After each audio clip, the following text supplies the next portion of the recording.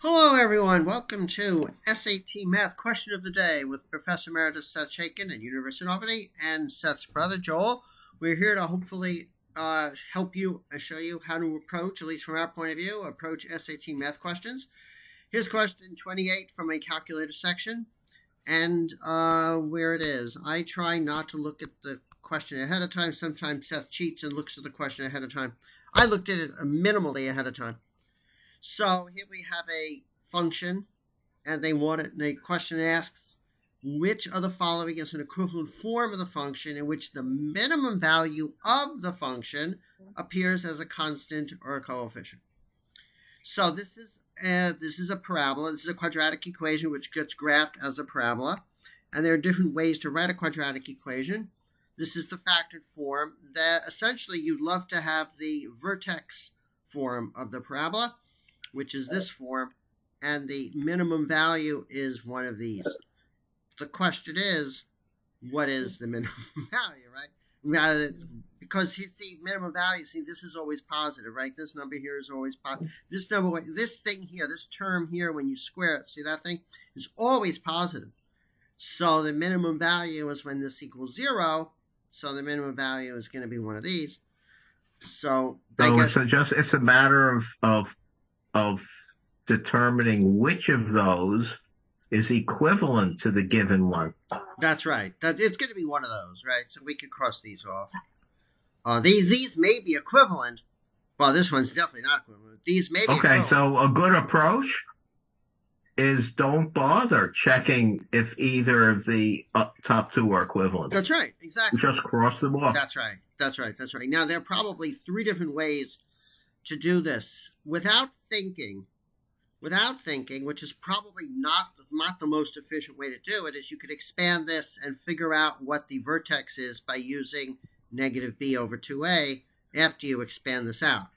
That's a slow way of doing it, but it's possible that for me to think of a more efficient way may take too much time. Well, hold on. To do that, you have to figure out what b is. Well, yeah. And once you figured out what b is, you could compare it to what b is in the given function and see if they match.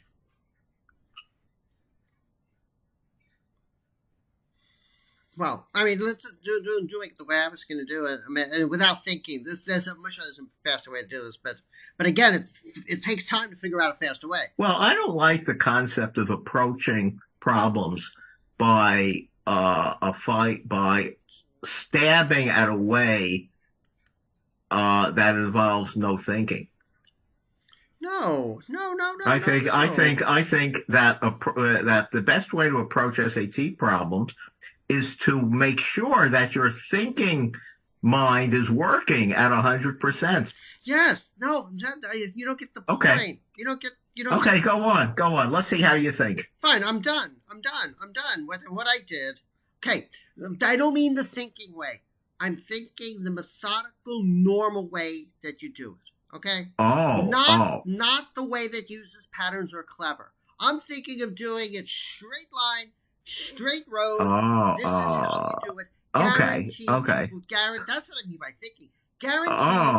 Okay. So methodical, straightforward school book methods. Exactly. Right. Okay. Good. Right. All right. Yeah. And I'm saying, boy, that thing's going crazy. I'm saying that sometimes it's faster to do it that way than to invest the time and say, how can I do this more cleverly? So I decided I was just going to do it the straight school book way, which I did. I expanded this out. I got this thing. I sort of foiled it out. I hope I didn't make. No, you foiled it out, right? I foiled it out, and then I knew that the vertex is negative b over 2a. It's one of the few things in algebra you actually have to memorize. Most of algebra is concept, but this is a memorization. The vertex is at the value of x. Whiteboard froze. We're back to Whiteboard, sorry. The value of the x value of the vertex is this thing. Okay, I'm trying to write x, but it doesn't work.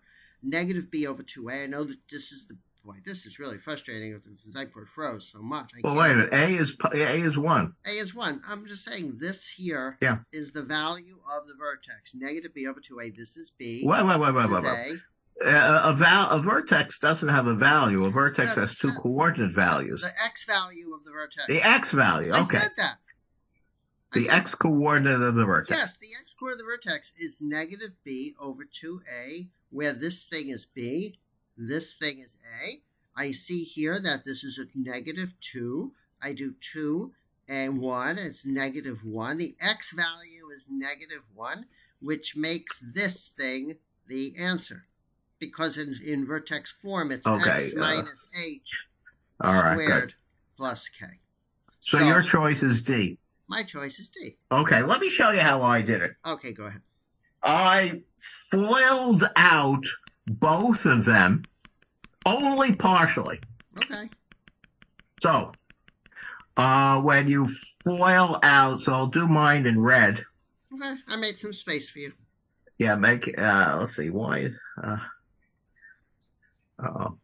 I didn't plug in my, let me show you. Let me plug in my. That is a better way to do it. Oh my God. Shoot. Yeah. Shoot. I did. So I foiled this out. And what I got was I foiled out the 6 and the 4 and got question mark, minus 24. Okay. Is the C coefficient. Right. And then I calculated the C coefficient from this and the C coefficient of this.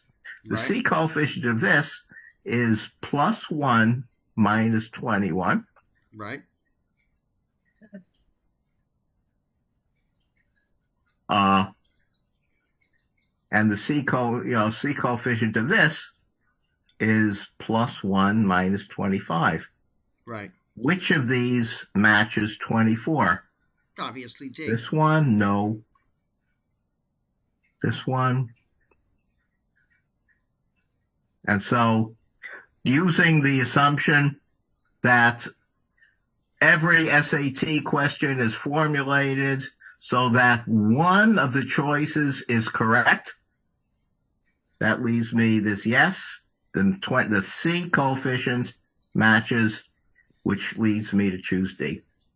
Right. You could also have done the B coefficient because you could have also foiled this out and got a 2x. Well, what's easier to compute, the B coefficient or the C coefficient? You want to know the truth? Yeah. The B coefficient. Well, no. one of them work.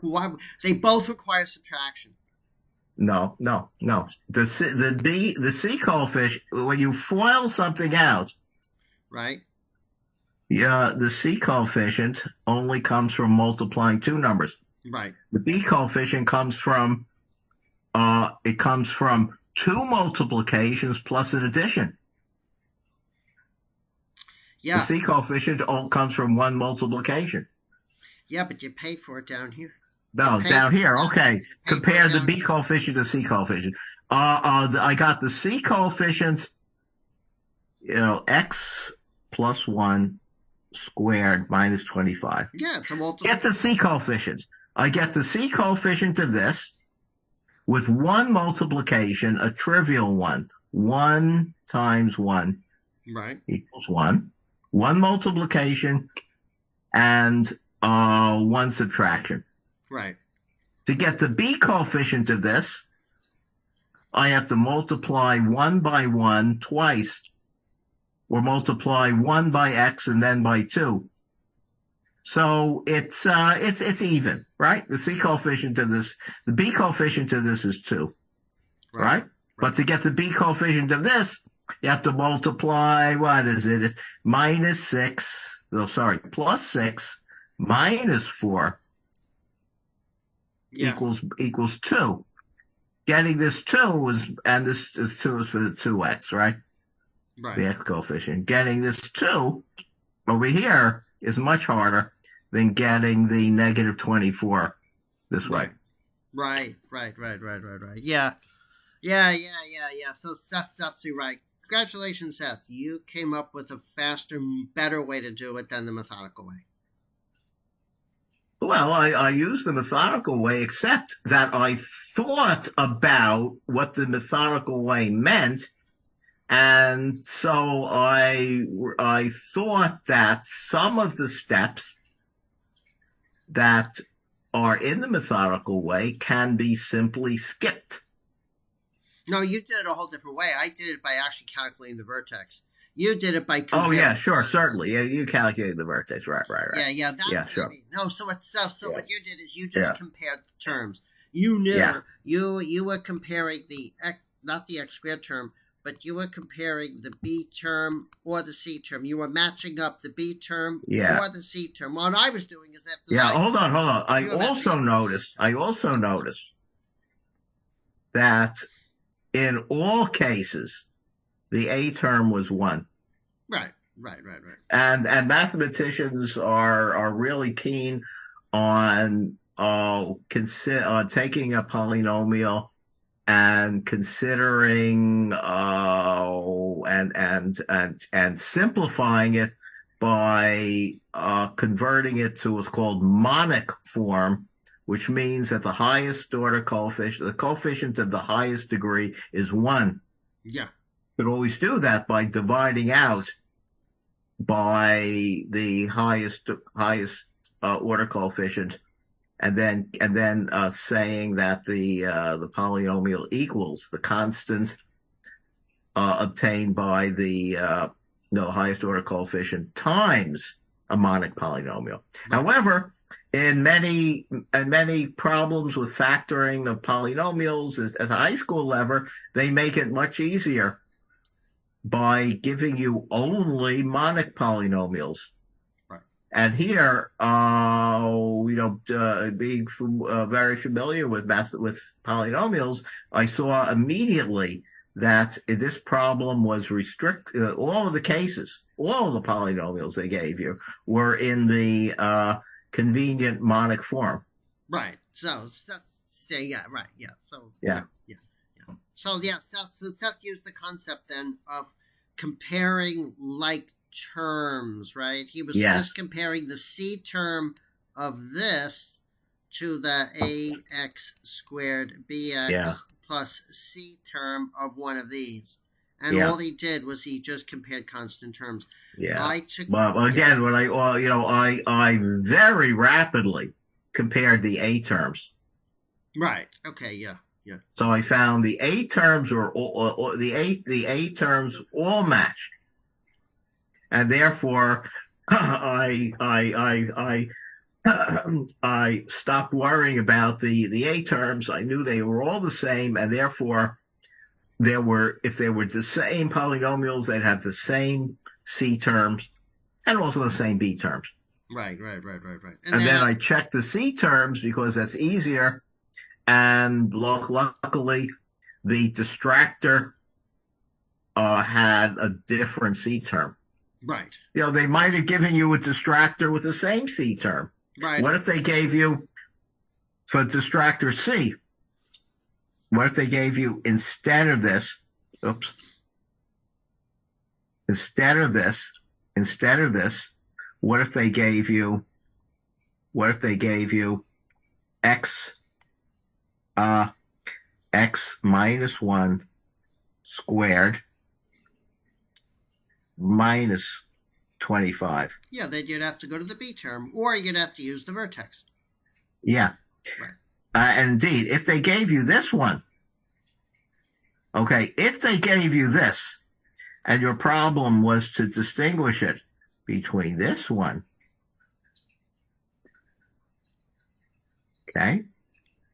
these two have the same C term. Which term? The ones I just circled. Right. Yeah. Well, you mentioned that already. I didn't? No, I didn't. I said, what if they gave you a harder problem and they gave you, and choice C was x minus 1 squared minus 25. Right. Well, however, this one, both of these display the minimum value of y is negative 25, but it displays the wrong x value for where the minimum is. Yeah, the B term, the vertex is wrong. Yeah, The the B term is different. Here the B term is -2. Yeah. And here the B term is +2. So then you have to go to the B term. So what they did was they made it easier. What they did was lead you to picking the right choice by doing the easier part of the coefficient calculation. Right. They could have made the problem a little bit harder by giving you the same C value. Yeah. The same C value for B and C, forcing you to worry about the B value. Okay, you said it 5 times. It's okay. Maybe 2 times. Okay, you said it 2 times. It's enough. It's enough. We did this one, right? Yeah, I think we're done with this. I did gloss over very quickly this vertex form.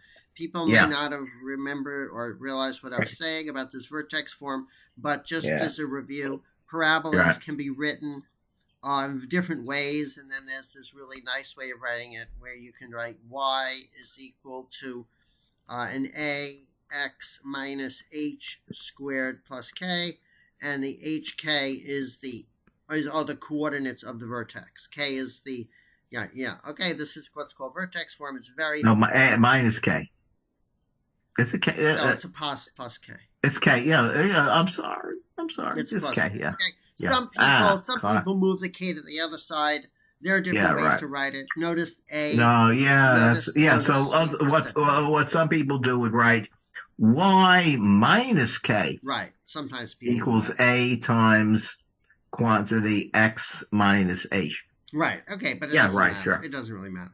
Okay, so I use that, but it turns out that wasn't necessary. If I guess I probably should have spent a little more time thinking, but also I'm doing the question live, talking at it. So, but I also tend to do questions a little bit more methodically than cleverly, and Seth tends to do questions a little more cleverly, and also methodically.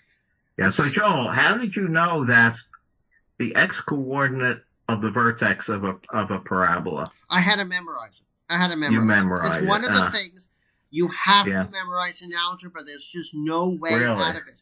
You have to memorize that. There's just no way I got by. I got by without memorizing that. No, you didn't. I don't. I didn't. I had to think about it when you mentioned it. I did not memorize it. Yeah, but when you were in high school, you memorized it. Nope. You had to have. I remember not memorizing it. Then how did you do that? I did it. I knew it. I was able to recall it by remembering the quadratic formula. And from the quadratic formula, minus b over 2a is the term that is added to the plus square root and also to the minus square root to get the 2 roots. Right. And therefore, minus b over 2a is the x value that lies perfectly between, that is the x value that lies halfway between the 2 roots. Wait a second. You knew that in high school? No, that's what I knew in my mind. I envisioned the quadratic formula. Seth. No, I envision. It's hard to remember. My best recollection.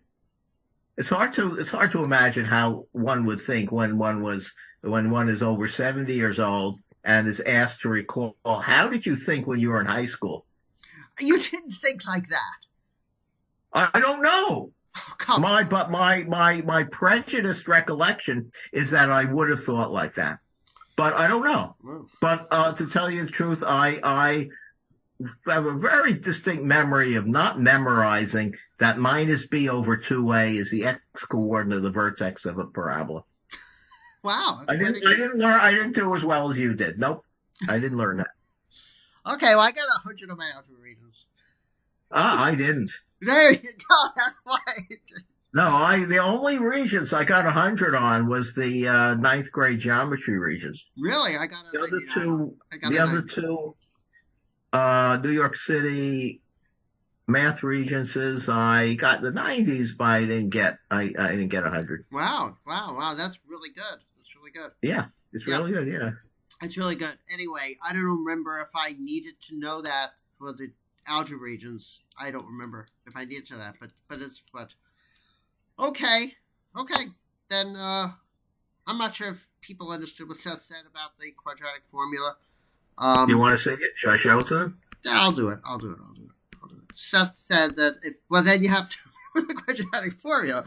If you have an equation a quadratic equation ax squared plus bx plus c equals 0, the answers to this equation are negative b plus or minus the square root of b squared minus 4ac divided by 2a. So you have to memorize that unless you derive it from. Don't tell me you derive that from. No, I memorized that one. That. Seth said that basically when you graph this thing, the plus and minus square root thing subtracts and adds to this first term. Whiteboard froze, so you have to wait for this thing to come back. I'll show you what I mean. We have to wait 4 agonizing seconds. Come on, it's just about to start again.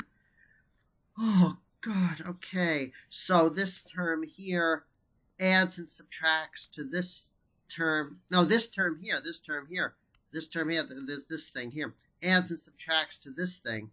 So essentially when you graph it, you have this thing, the negative b over 2a. Negative b over 2a. It's a mistake to put the line here, right? You don't know where the axis is. It could be here, right? And then this thing here adds and subtracts.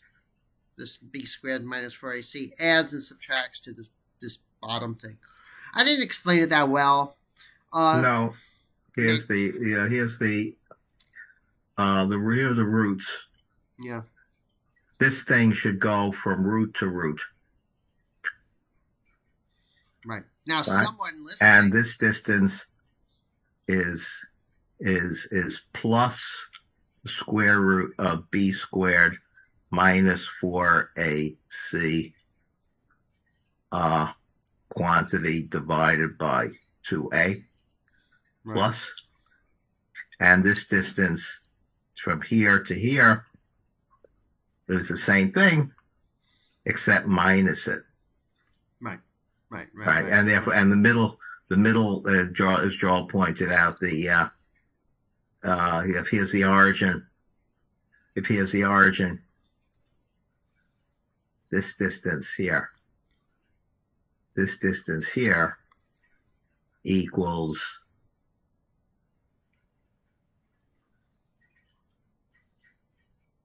minus b over 2a. Right, yeah. The Zeitberg. Okay, yeah. Now, right, yeah. Basically, one thing that's really important about parabolas, quadratic equations, they are symmetric.